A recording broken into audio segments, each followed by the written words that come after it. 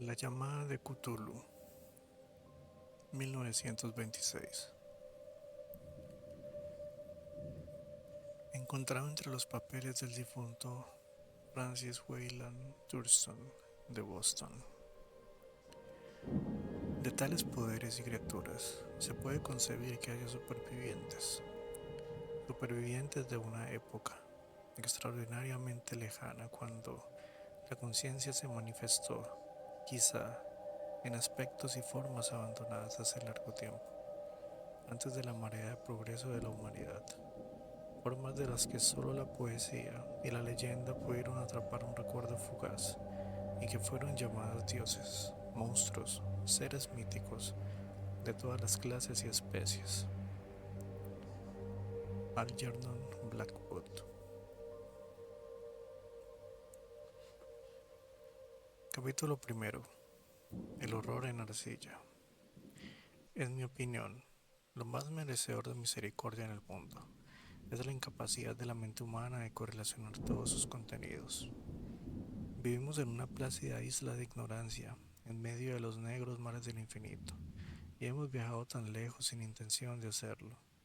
Las ciencias, con su empeño de llevarse el agua a su molino, nos han perjudicado hasta ahora, pero un día las piezas de su unidad del conocimiento disperso serán colocadas y darán lugar a tan terrorífica visión de la realidad y del espacio lleno de amenazas que ocupamos, que o bien nos volveremos locos ante tal revelación, o bien tendremos que huir de la mortífera luz hacia la paz y la seguridad de una nueva era de tinieblas. Los teósofos han averiguado la asombrosa grandeza del ciclo cósmico, en el que nuestro mundo y la raza humana son solo accidentes transitorios. Han insinuado extrañas supervivencias en tales términos, que helarían la sangre si no estuvieran enmascarados por un suave optimismo. Pero no procede de ellos la única visión de eones prohibidos que me produce escalofríos cuando pienso en ella y me enloquece cuando sueño. Esa visión, como todos los destellos de la verdad, surgió del accidental ensamblaje de cosas separadas, en este caso, un viaje articulado de periódico y las notas de un profesor muerto. Espero que nadie más consiga hacer esta reconstrucción. Por supuesto, si sobrevivo, yo no proporcionaré a sabiendas a nadie ni un eslabón de tan horrible cadena.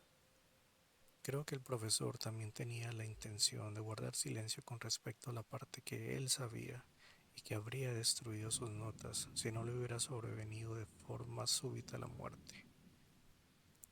Mi conocimiento del asunto comenzó en el invierno de 1926 y 1927, con la muerte de mi tío abuelo George Gamel Angel, profesor emérito de lenguas semíticas en la Brown University de Providence, Rhode Island.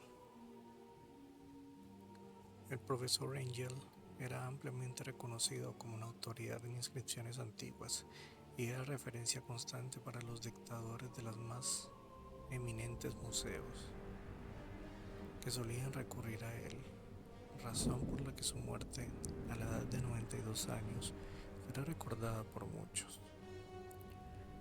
A nivel local, sin embargo, el interés fue más intenso por la oscuridad de la causa de su fallecimiento.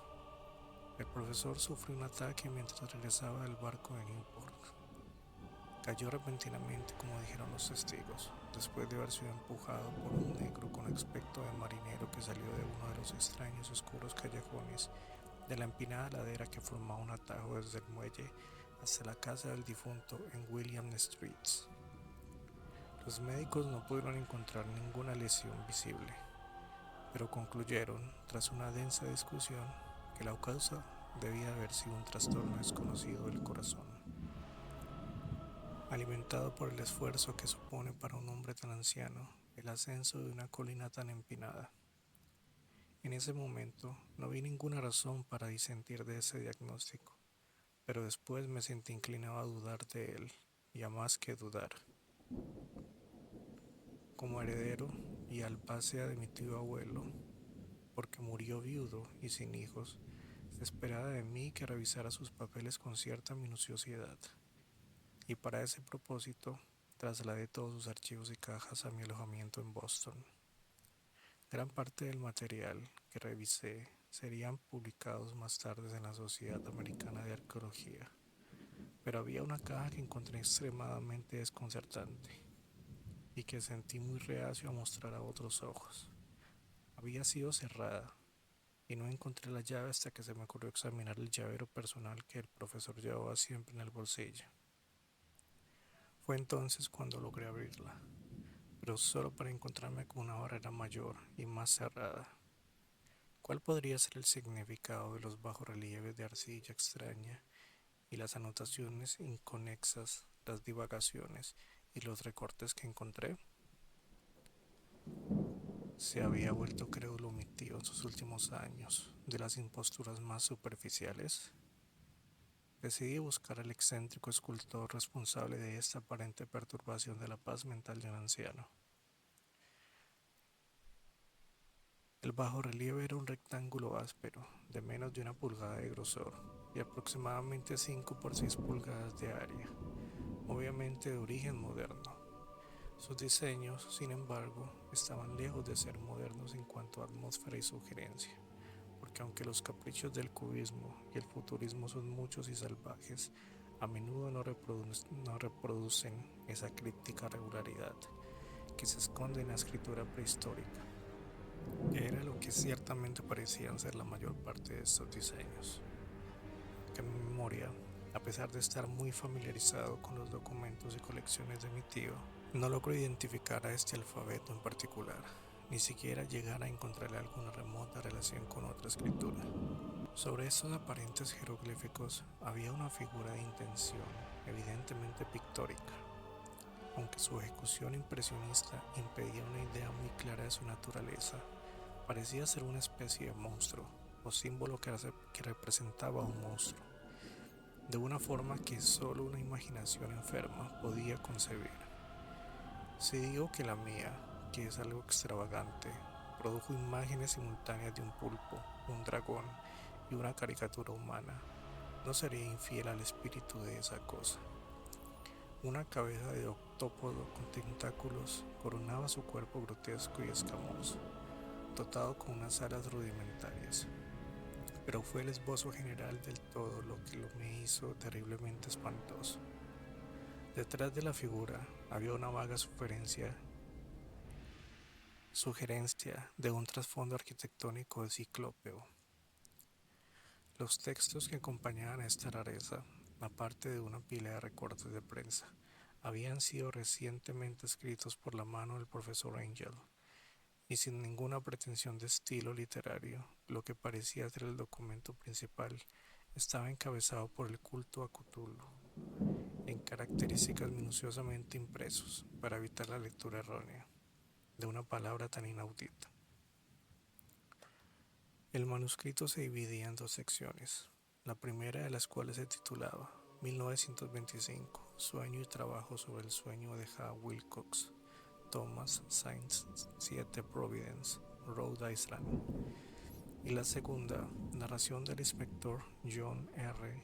Legrasse, Bienville, Saint 121, Nueva Orleans, LA, en 1908, WASMTG. Notas sobre los mismos y sobre el informe del profesor Webb. Los otros documentos manuscritos eran todas notas breves, algunos de ellos relatos de extraños sueños de diferentes personas, otras citas de libros y revistas teosóficas, en especial Atlantis y el continente perdido de Lemuria, de W. Scott Elliot. Y el resto, comentarios sobre sociedades secretas y cultos secretos de antigua supervivencia, con referencias a pasajes de libros mitológicos y antropológicos como La rama de oro, de Fraser, y el culto a las brujas de Europa occidental, de la señorita Murray. La mayoría de los recortes habían referencias raras a enfermedades mentales y a un brote de locura maníaca colectiva que aconteció en la primavera de 1925. La primera mitad del manuscrito principal contaba con una historia muy peculiar. Parece que el 1 de marzo de 1925, un joven delgado y moreno, de aspecto neurótico y excitado, había ido a visitar al profesor Angel para dejarle el singular bajorrelieve de arcilla, que entonces estaba excesivamente húmedo y fresco. Su tarjeta de visita llevaba el nombre de Henry Anthony Wilcox, y mi tío lo había reconocido como el hijo más joven de una familia excelente conocida por él, que había estudiado escultura en la Escuela de Diseño de Rhode Island y vivía solo en el edificio Fleur de Lis, construido al lado de esa institución. Wilcox era un joven precoz, de genio conocido, pero muy excéntrico, y desde la infancia había llamado la atención de la gente por las extrañas historias y sueños que solía relatar. Decía de sí mismo que era psíquicamente hipersensible, pero la gente formal de aquella antigua ciudad comercial lo tenía por meramente tipo raro. No se mezclaba mucho con los de su especie. Se había alejado poco a poco de toda actividad social y ahora solo se relacionaba con un pequeño grupo de estetas de otras ciudades. Incluso el Club de Arte de Providence, en su afán por preservar el conservadurismo, lo había dejado ya por imposible. En la visita, según se leía el manuscrito del profesor, el escultor le pidió abruptamente aprovechar los conocimientos arqueológicos de su anfitrión para identificar los jeroglíficos del bajo relieve. Hablaba de una manera tan somnolienta y forzada que parecía afectada y alienaba cualquier simpatía que se pudiera sentir por él. Mi tío mostró cierta brusquedad en sus contestaciones, porque la frescura evidentemente de la tablilla implicaba un parentesco con todos menos con la arqueología.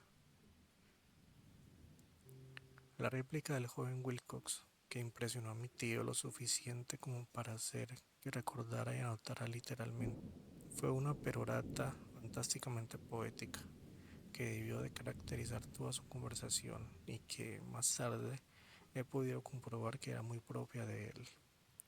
Dijo: la tablilla es nueva, en realidad, porque la esculpí anoche en un sueño de ciudades extrañas, y son unos sueños más antiguos que la melancolía del Tiro, o que la esfinge contemplativa, o que la Babilonia rodeada de jardines. Fue así como comenzó a relatar su historia de fábula que, de pronto, despertó un recuerdo dormido de mi tío y le hizo ganar un interés febril. La noche anterior había tenido un ligero temblor, el terremoto de mayor intensidad de todos en Nueva Inglaterra desde hacía algunos años, y la imaginación de Wilcox se había visto profundamente afectada. Se fue a dormir y le había asaltado un sueño sin precedentes de grandes ciudades ciclópeas, de titánicos bloques de piedra y monolitos arrojados desde el cielo.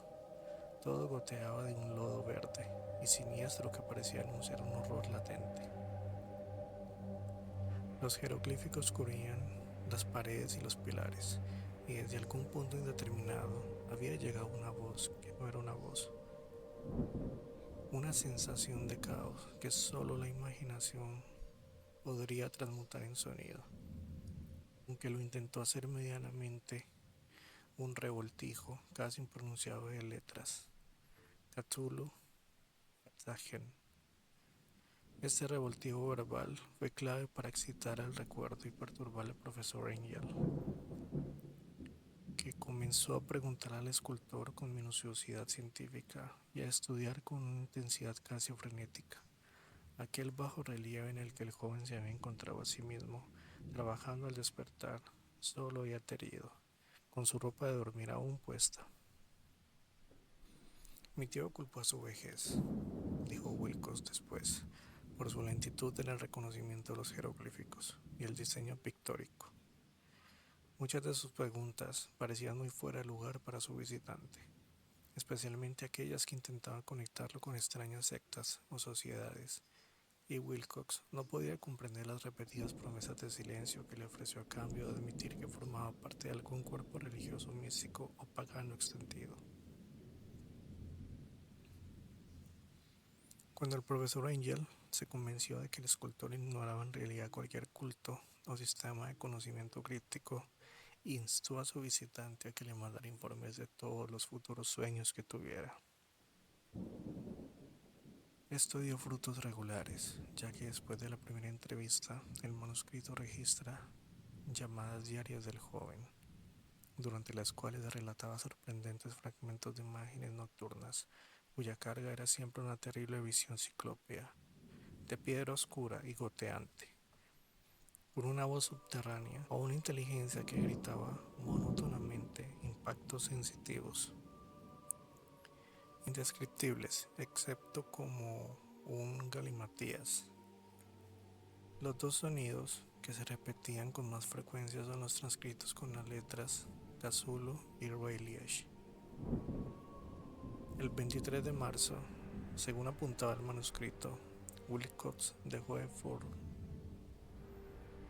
informar de sus sueños. Al preguntar por él en su alojamiento, lo revelaron. El 23 de marzo, según apuntaba el manuscrito, Wilcox dejó de informar de sus sueños. Al preguntar por él en su alojamiento, le revelaron que le había sobrevenido una especie extraña de fiebre y que se había trasladado a la casa de su familia en Waterman Street. Wilcox se había pasado la noche gritando, despertando a varios de los otros artistas que vivían en la residencia, y desde entonces su estado se debatió alternativamente entre la inconsciencia y el delirio. Mi tío telefoneó de inmediato a la familia y desde ese momento estuvo pendiente del caso, llamando a menudo a la oficina del Dr. Toby en Thayer Street, quien estaba a cargo del caso. La mente febril del joven aparentemente estaba obsesionada con cosas extrañas que hacían que el doctor se estremeciera cuando hablaba de ellas. No era solo una repetición de lo que antes había soñado, sino que se aludía insistentemente a una cosa gigantesca de millas de altura, que caminaba o se movía pesadamente. En ningún momento describió completamente ese objeto, pero las frenéticas palabras sueltas que el doctor Toby podía recordar convencieron al profesor de que debía de tratarse de la monstruosidad sin nombre que había intentado representar en la escultura de sus sueños. Cada vez que el joven hacía referencia a ese objeto, añadió el médico, era invariablemente el preludio de su recaída en la inconsciencia. Su temperatura, curiosamente, no era muy superior a lo normal, pero su estado era tal que hacía pensar antes en una violenta fiebre que en un trastorno mental. A eso de las 3 de la tarde del 2 de abril, la enfermedad de Wilcox desapareció de repente. Se sentó sobre la cama, con asombro por encontrarse en la casa de sus padres y sin una noción de lo que le había ocurrido en sueños o en la realidad desde la noche del 22 de marzo. El médico le dio de alta y Wilcox tardó solo 3 días en estar de nuevo en su alojamiento, pero ya no le sirvió de más ayudar al profesor Angel. Todo rastro de sueños extraños había desaparecido tras su recuperación, y después de una semana de anotar trivialidades y explicaciones irrelevantes, mi tío dejó de tomar notas de sus visiones oníricas. Aquí termina la primera parte del manuscrito, pero las referencias a algunas de las notas dispersas me dieron mucho material para pensar, tanto, de hecho, que mi persistente desconfianza hacia el artista solo se explicaba por el escepticismo arraigado que formaba entonces mi filosofía. Las notas en cuestión eran aquellas descriptivas de los sueños de varias personas que cubrían el mismo periodo que el joven Wilcox había tenido sus extrañas visiones. Mi tío, al parecer, había empezado rápidamente una extensa encuesta entre casi todos los amigos a los que podía interrogar sin impertinencia, pidiéndoles informes sobre sus sueños nocturnos y sobre cualquier visión excepcional que hubieran tenido con anterioridad. La información recibida fue, al parecer, muy variada, pero al final debió de haber recibido con más respuestas de las que cualquier hombre común podría haber manejado sin una secretaria. Esta correspondencia original no se conservó, pero sus notas formaron un compendio completo y significativo. De promedio, en la gente normal y de negocios, la tradicional sal de tierra de Nueva Inglaterra ofrece un resultado casi completamente negativo, aunque aparecen aquí y allá casos dispersos de visiones nocturnas incómodas, pero sin forma, siempre entre el 23 de marzo y el 2 de abril, el periodo de los delirios del joven Wilcox. Los hombres de ciencia se vieron un poco más afectados. Si bien 4 de los casos daban una descripción vaga de fugaces vislumbres de paisajes extraños, y en un caso se menciona el temor a algo anormal. Entre los artistas y poetas surgieron unas respuestas pertinentes, y entiendo que el pánico se habría desatado entre ellos, si hubieran podido comparar las notas. De hecho, al carecer de las cartas originales, sospeché que el compilador había hecho preguntas específicas y dirigido la correspondencia hacia lo que estaba decidido a resolver. Es por esta razón que yo seguí temiendo que Wilcox, que de alguna manera conocía los viejos datos de mi tío, poseía. Es por esta razón que yo seguí temiendo que Wilcox, que de alguna manera conocía los viejos datos que mi tío poseía, había estado embaucando al veterano científico. Las respuestas de los estetas cuentan una historia inquietante. Desde el 28 de febrero hasta el 2 de abril, una gran porción de ellos había soñado cosas muy extrañas, pero la intensidad de los sueños era inconmensurablemente más fuerte durante el periodo del delirio del escultor. Más de la cuarta parte de los que participaron informaron de escenas y sonidos a medias similares a los que Wilcox había descrito, y algunos confesaron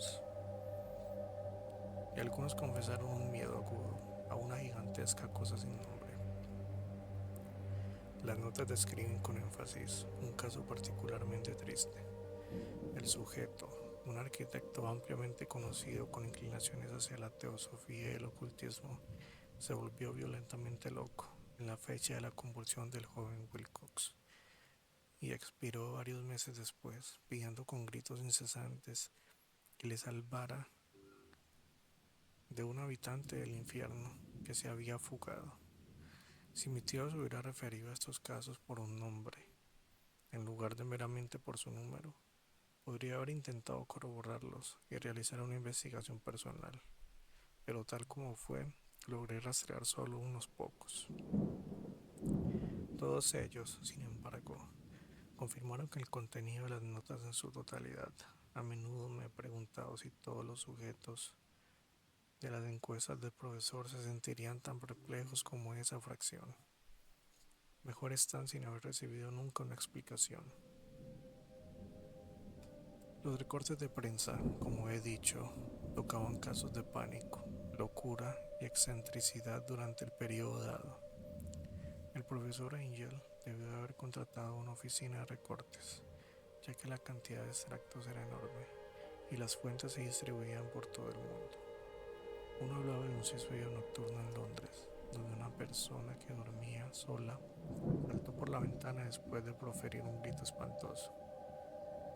Otro era una carta laberíntica al director de un periódico en América del Sur, en la que un fanático predecía un futuro terrible a partir de las visiones que había tenido. Había un despacho procedente de California que describía una colonia de teósofos que vestía con túnicas blancas en masa para para un acontecimiento glorioso, que nunca llegaba, mientras que algunos artículos de la India hablaban con cautela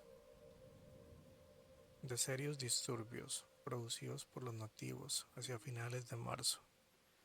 Las orgias de vudú se multiplicaban en Haití y los puestos avanzados africanos informaban de ominosos murmullos. Los oficiales estadounidenses en Filipinas encontraban inquietas a ciertas tribus por esta época, y unos policías de Nueva York se habían visto atropellados por orientales histéricos la noche del 22 al 23 de marzo. En el oeste de Irlanda también corrían rumores salvajes e increíbles, y un fantasioso pintor llamado Ardois Bonnot colgó un paisaje onérico, blasfemo, en el Salón de la Primavera de París de 1926.